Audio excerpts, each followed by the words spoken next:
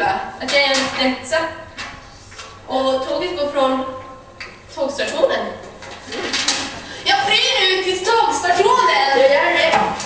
Jag hatar det! Tåg till Holmberg går på perrong 9:15. Vänta på mig, jag vill också till Hogwarts! Vänta! Hogwarts? Det är ju dit jag ska.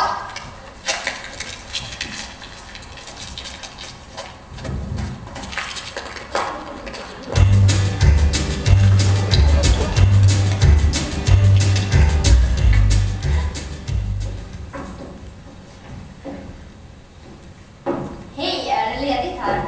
Ja. Det är jag som är Ron Weasley.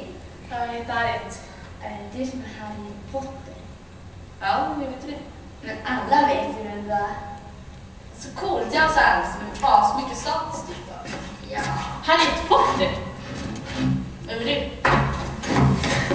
Hermione Granger.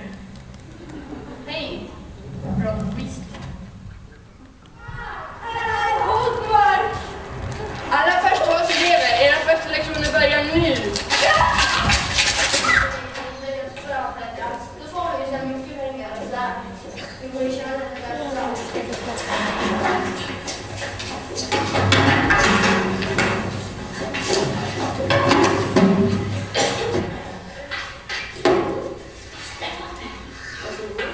Oj. Tack. Goddag, det är som är professor Quirrell. När ni har tagit på er saker ska ni få lära er Wingardium Leviosa. Wingardium Leviosa. Visst var första lektionen rolig? Ja, det är jätteskoj. Har du hört att vi till stadion på skolan? Nej, alltså. Ja. Ja, och Voldemort kan bli på det och döda alla. Vad ska man göra? Jag vet inte. Va? Hörde ni? Ja, det där vill vi veta mer om. Ja, kom. Vi går till byggnaden. Ja. Vad tror du att boken finns då? Nej.